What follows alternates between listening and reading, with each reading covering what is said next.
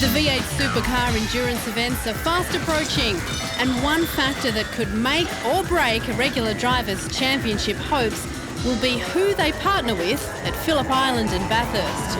Probably the biggest tuning tool of the Enduros will be the co-drivers. Forget about the turn a preload or click a damper or something. Mate, those co-drivers have to be up to speed because they'll lose more than a little tweak on a car. The man who's perhaps under the most pressure is Fujitsu series leader Steve Owen.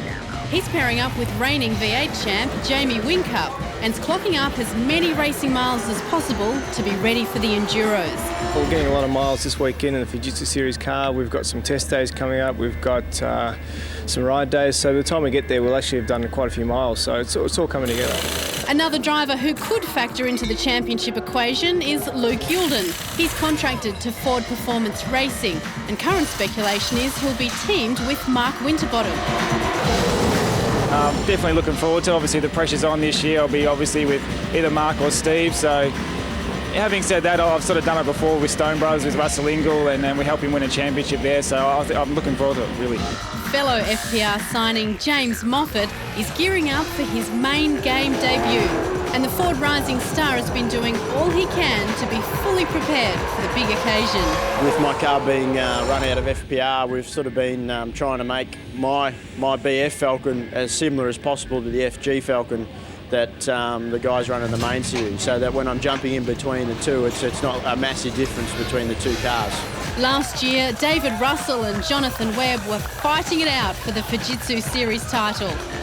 This year, they'll team up in Webb's Dick Johnson Racing prepared car, and Russell is excited about helping the leading main game rookie progress up the championship ladder. He's really been showing them up and showing, you know, what guys in the Fujitsu series that are running at the front, what they're capable of when they're in a good car and good team in the main series. Stay with us, the third and final race from Townsville is after the break.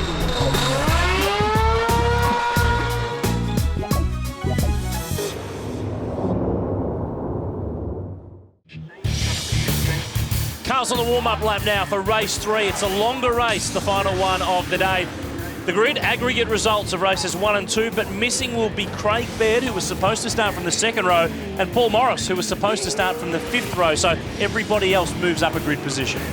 That's the beauty about this system, and if the second race you don't have such a good one with the reverse grid race, it's only half points, so it doesn't kill you for the weekend. Nathan Vince starting further back. They broke the left rear axle in that car. They make a 9,000 kilometre round trip from Geraldton to be here. Marcus Marshall will not start, and Luke Jordan got a 25-second penalty for that hit on Drew Russell. Right, race 3, 18 laps. It's a little bit longer. Steve Owen has David Russell in the Jayco Falcon. On the front row of the grid, the young guns Percat and Blanchard are 8 launch from Russell. Great launch from Russell.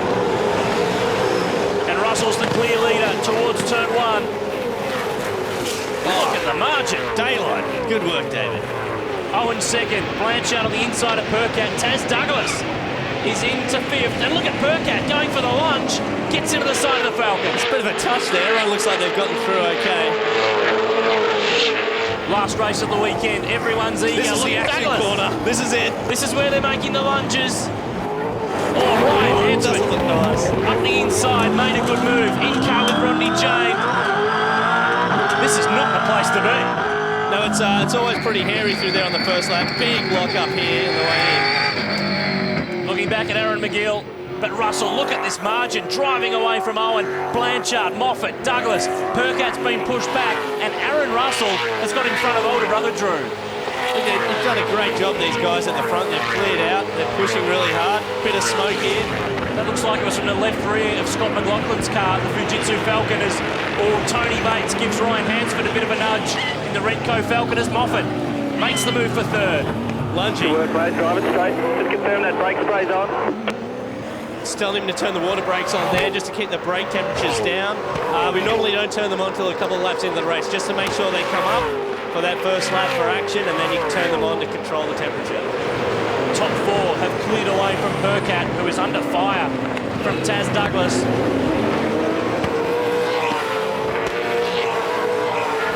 Moffat had steering damage in that last race from the contact with Paul Morris.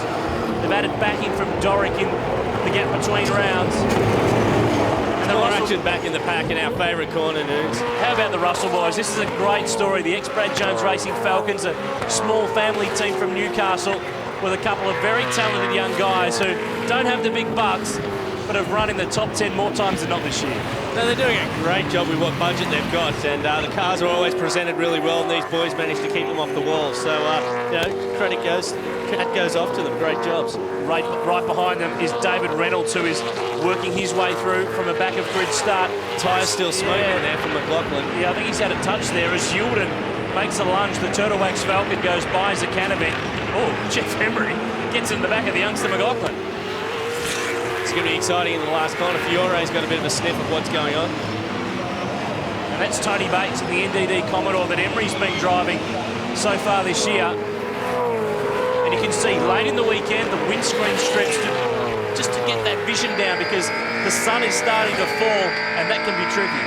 Definitely vision into turn 2. It's very heavy braking. The sun's right in your eyes, just right into this part of the circuit. It's very tricky. Picking your braking marker, trying to pull the car up, keep it off the walls, hit the curb, get on the gas. It's a lot going on. Let's have a look at the replay of the start. And Russell on the right of screen in the white Falcon. Great start from Taz Douglas. Again, McLaughlin slow away. He's still learning how to get these cars off the line. And look at Percat making the big cover on Douglas and the lunge on Percat. Lucky not to wipe himself out off the front of Douglas's car. That was a pretty interesting move there, but he got away with it and he's doing a great job.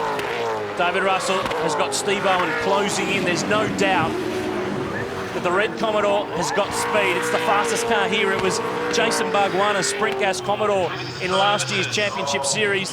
The car Russell's driving is a former Mark Winterbottom FPR chassis, and you can just see the differences in these two cars. The last thing Russell wants is to let Owen pass, so he's going to be doing everything he can to keep him behind him. He's been, you know, showing a clean set of heels so far this weekend. If he can come away with the last race win, you know, give a great amount of confidence going in the enduro races.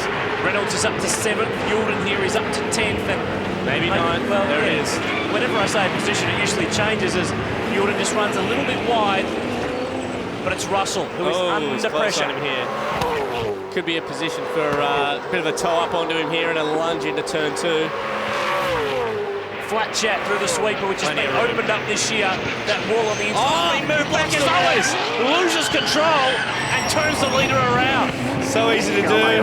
I've done it there. It's you know, locking the rears late in the brake. The brake temperature when you're behind someone gets very hot. The fronts fade, the rears lock, and you touch. And you know, I feel your pain, Mr. Owen. I feel your pain.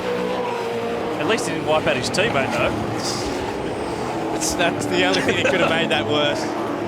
Now, that probably is the first mistake we've seen from Steve Owen in 4 rounds of Fujitsu racing, and it gives Moffat the lead. Moffat now just has to circulate. He's got a great lead. Good car under him. That looks like he's doing a good job. Okay, let's analyse the replay here. I thought he was making a lunge up the inside, but he pulls back in. You can see just as he gets closer to him, the front fades, grabs the rears, the car slightly goes sideways and he touches him. Like here, see it grabbing the rears, touches the back. Actually, because the brake temperature, as you're getting up behind them, the fronts just overheat, and then the rears work more efficiently than the front, so you grab the rear brake and then it locks. Oh, Colin Cedars gets put into the fence after some contact with Aaron McGill. The City of Townsville Falcon is wounded, as is McGill's car. It's all happening. Race 3 of the Fujitsu V8 Supercars from Townsville.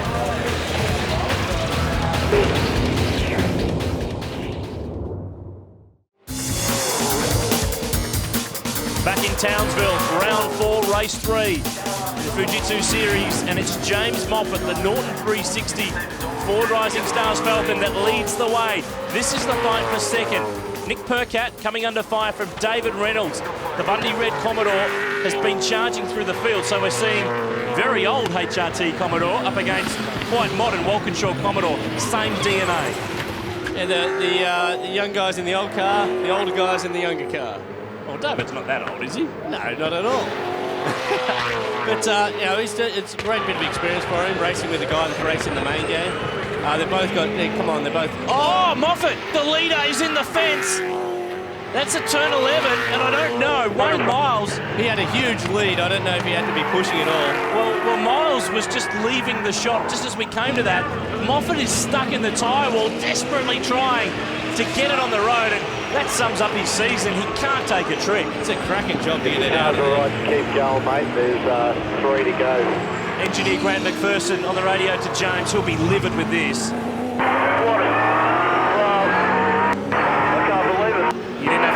Scientist to know that was coming.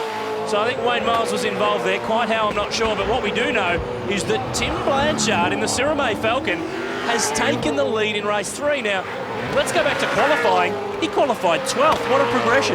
Look, the guy's done an awesome job all year, really. He's kept his nose clean, been running in the front, and pays off with a win. This car, hopefully. Well, fingers crossed. Reynolds is coming there. Or Percat with a lock-up. But I was going to say, this car that Blanchard's driving is the car that Moffat used to win this round last year. But look at Reynolds. He's got real pace in this PE. Don't these boys train together quite a bit as well? I don't know that Reynolds turns up for training too often. But it doesn't affect his driving. He's through to second. And what could have been for this weekend had it not been for that failure in race 1? Would have been great to have a dogfight between the Reynolds, Hildens, all these boys up in the front. But, you know, that goes off to him. And that's the radio from Sonic Motor Racing to Tim Blanchard. They know that Reynolds is coming. He's a former Sonic driver. They know what he's capable of. Team Love Machine looks pretty happy there, don't they, with the Cirame lines on the side of the car that's leading. Paul Morris and Father Terry there, they've really stood behind Tim Blanchard with a bit of backing this year. Tim's father John, former teammate with Paul in their BMW and Formula Ford days. But Reynolds is probably one of the best guys not in a championship series drive at the moment. But Percat's an emerging guy, short on budget, has managed to put together a deal for this round. Bit of chat that he might be involved in Walkinshaw Racing's insurance plans, but whatever the case, you give him a rap and he nearly fires it off the road. It's been doing a great job. He's probably pushing a bit hard trying to stay with Reynolds. Reynolds' car's obviously working a lot better than his is at the moment. Now there is the replay, and perhaps Wayne Miles has had a spin and Moffat's got to the corner and had nowhere to go. Either way, it's cost him a potential race win, and that's really the tail end of it there. We don't see how it started, but we know how it ended. Here he is. He's trying to salvage some more points back here. Taz Douglas, very smart driving in the Austral Paul Commodore. What a great run. It's so good to have Taz back. He's one of the real characters of the Fujitsu Series paddock.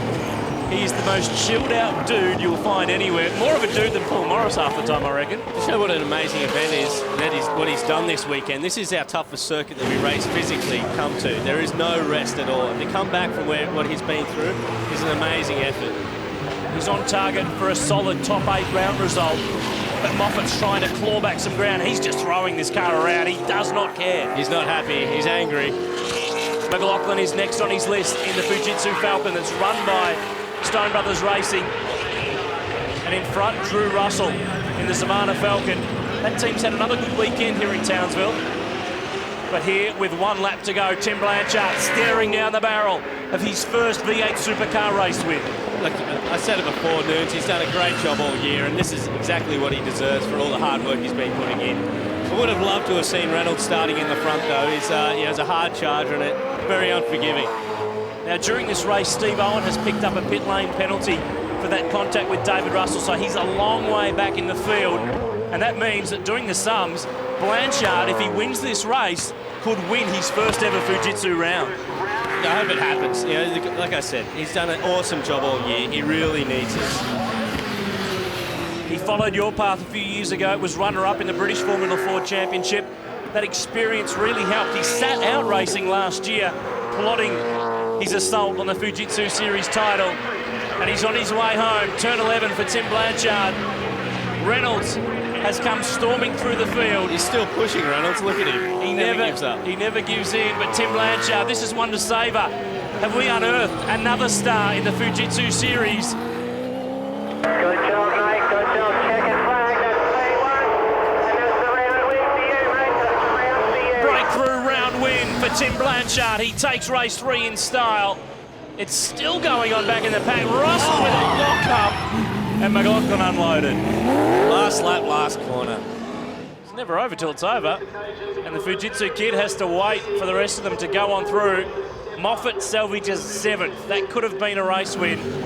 There's the final results. Luke Hilden in 5th, Douglas Sukanovic and Jeff Emery finally got a good race in the VE, finished in 10th in the second Greg Murphy car. Steve Owen, after that penalty, in 15th, and Wayne Miles, involved in some drama, finished in 20th. Steve Owen apologising to David Russell. I'm sure he didn't mean to do that, it was just a mistake.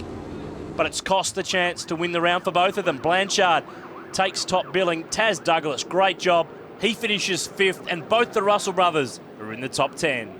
David, congratulations, second for the round. It didn't all go the way you'd hoped. Take us through that incident in that race. Look, I'm not sure what happened. He came up to me after and apologised for it, but we can go over it all we like. The damage is done now, but hey, we're still second for the round. What's that, 1, 2, 3? I've been turned around in races this year, so look, I just hope our luck changes for the remaining 3 rounds. We can get out there, start winning some races and winning some rounds, because that's what we're here to do at the start of 2010. 4 rounds down of 7, and Steve Owen leads the way by 204 points. Another 900 left in the remaining 3 rounds. Both the Russells in the top 10, but Blanchard's jumped to second. Tim, well done. How about that? Your first race win, your first round win, and second in the championship. Yeah, we're really thrilled about that. We're probably a bit lucky there with a few incidents during the race, but we just qualified really bad and just kept ourselves out of trouble, improved the car every race, and yeah, here we are. Now, you're maybe potentially still in the hunt for an enduro seat. Does this help your cause? Oh, can't hurt, I guess, but yeah, you'd have to ask the people in charge. Well, the next time the Fujitsu V8 Supercar Series is in action, it's at the big one. Mount Panorama Bathurst hosts round 5. Live coverage on Friday and Saturday from our 3-day coverage of the Super Cheap Auto Bathurst 1000. The next time the V8 Supercars are on track, the season of endurance commences. It's the Allen H 500, race 17 of the series from Phillip Island in Victoria. Thanks to James and Bryony and the whole crew. I'm Aaron Noonan. We'll see you next time. Check it out.